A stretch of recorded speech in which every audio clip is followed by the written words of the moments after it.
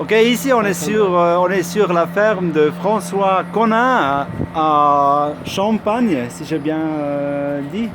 Granson. Grandson, à Grandson. Euh, Est-ce que vous pourriez expliquer qu'est-ce que vous faites ici? Vous avez une grande ferme, et puis est-ce que vous pouvez expliquer combien de vaches vous avez et quelle est votre production? Donc actuellement, j'ai 120 vaches laitières.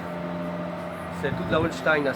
Pourquoi la Holstein? Parce que mon père avait débuté dans les années 50, 50 avec mon grand-père déjà avec de la Simmental.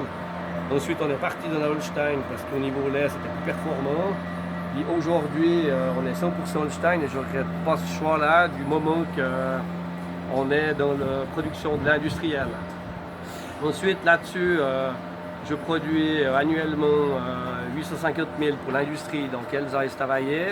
À côté de ça, il y a 40 000 litres qui vont pour la montagne, ça veut dire gruyère d'alpage à la Grande-Saône. Ça, c'est pour l'été. Ensuite, on a 60 000 litres qui sont coulés pour les veaux blancs. À côté de ça, il y a aussi 20 000 litres qui sont produits pour les veaux d'élevage. C'est une belle ferme, vous avez cultivé plus de 100 hectares, vous avez dit, vous avez combien d'hectares? 76 hectares 76 hectares. avec la vigne. Ok. C'est une belle ferme, des bons bétails. Vous avez dit avec tout, c'est presque 1 million de production de lait. Mais maintenant, il y a 1 an déjà, vous avez pris de prendre la décision d'arrêter avec les vaches laitières. Pour quelle raison vous allez arrêter? La raison, c'est que la structure, elle est grande. Aujourd'hui, je suis seul à gérer cette exploitation, avec du personnel, bien sûr, mais je dois m'occuper du bétail. Le bétail est bien tenu, mais ça demande énormément de travail. À côté de ça, je dois gérer mes vignes. Mes vignes, ça demande énormément de travail. C'est 2 secteurs qui sont intensifs. Et c'est l'une des raisons pour lesquelles j'ai envie de me soulager un petit peu. On arrive à 50 ans parce qu'on prend des risques de santé aussi. Et j'essaye de trouver une solution un peu plus simple. Et puis après, une entreprise, elle doit continuer à évoluer. Et je ne suis pas sûr que la production laitière de l'industriel soit le bon chemin. Qu'est-ce que vous souhaitez pour l'avenir pour le secteur industriel du lait?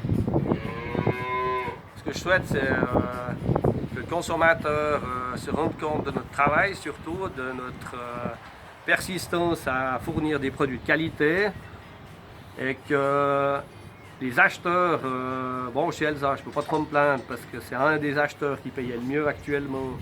On a fait un projet de lait durable où j'avais des très bonnes relations avec la Migros.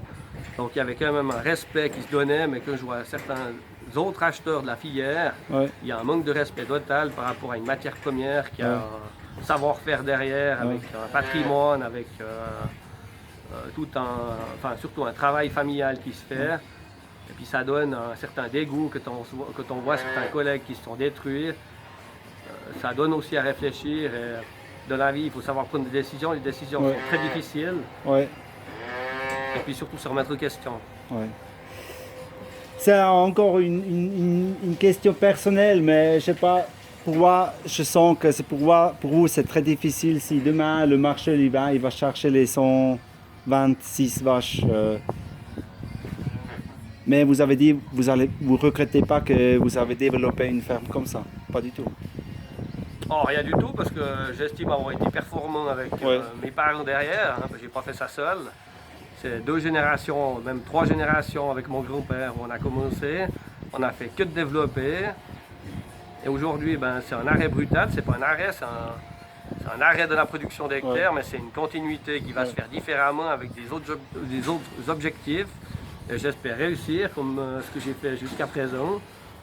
Et surtout donner un avenir à mes filles que ce soit dans le secteur ou dans d'autres secteurs, qu'elles puissent avoir une situation enviable, quoi. Ouais.